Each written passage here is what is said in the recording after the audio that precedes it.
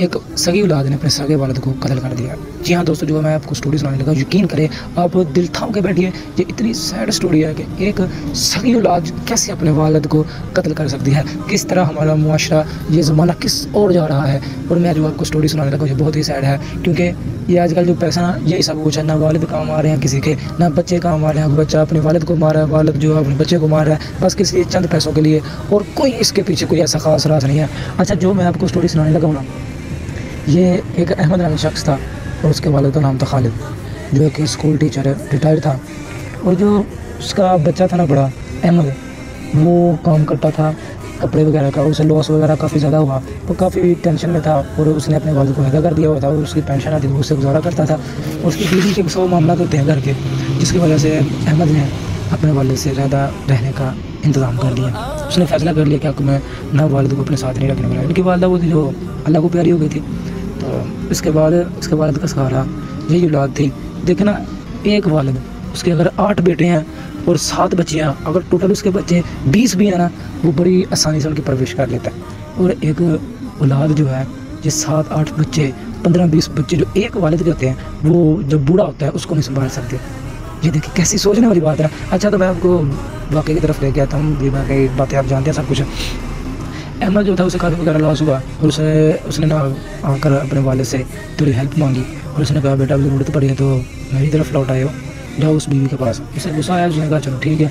और उसे थोड़ा सा गुस्सा ज़्यादा ही आ गया था। उसने ना कहा कि बड़ा मीठा शिठा लगाया, अपने वालिद को कन्फ्रेंस किया, अपने साथ लिया और उसने कहा कि आप मेरे साथ रहा करो। ऐसे गुल मिल गया उनके साथ। और चंद दिनों बाद उसके वालिद की डेथ हो जाती है, कार एक्सीडेंट में डेथ हो जाती है।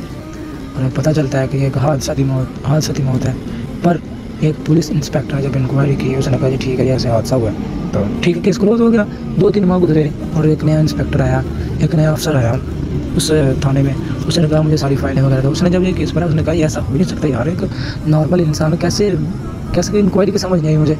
अच्छा, उसने कहा कि मुझे दोबारा उस जगह पे लेके जाओ, उस बंदे से मिला हो। ऐसा वैसा उन्होंने कहा कुछ के। उन्होंने कहा कि ना कहीं ब्रेक का निशान, कि आपने नोट किया कि वहाँ पर ब्रेक लगी हो या ये हो या कोई टकराने का कोई ऐसा कोई मामला। तो ऑफिसर ने जब सारी छानबीन की तो उसे पता चला कि ये एक मर्डर है। और ये मर्डर किसने किया? उसकी सगी औलाद ने। किस लिए? चंद पैसों के लिए। क्योंकि उसकी औलाद जो अहमद नामी शख्स था, उसे पता चल गया कि मेरे वालिद की बीमा पॉलिसी है जो उनके जाने के बाद उसकी औलाद को मिलेगी। तो उसके कारोबार में काफ़ी लॉस थे, वो बड़ा टेंशन था।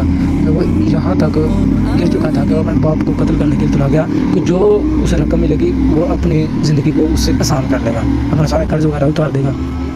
चलो, पुलिस को पता चल गया, उसने उसे गिरफ्तार किया, इंक्वायरी शुरू हुई, अदालतों वगैरह के चक्कर लगे तो उसे उम्र कैद सजा मिल गई। फांसी तो आपको पता है पाकिस्तान में अल्हम्दुलिल्लाह नामुमकिन है, कत्ल के बदले कत्ल तो ना हो सकता इधर, ठीक है ना। क्योंकि अगर ये कानून नाफिज होगा तो सबसे पहले जो हमारे हुक्मरान हैं उनकी गर्दनें उतरेंगी, ठीक हो गया ना।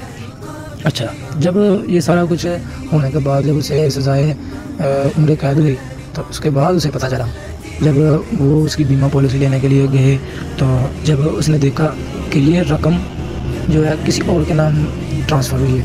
वो कैसे? क्योंकि जो उसका वालिद था उसका एक और बेटा था, उसने एक और छुप कर शादी की हुई थी। कैसी बात है यार।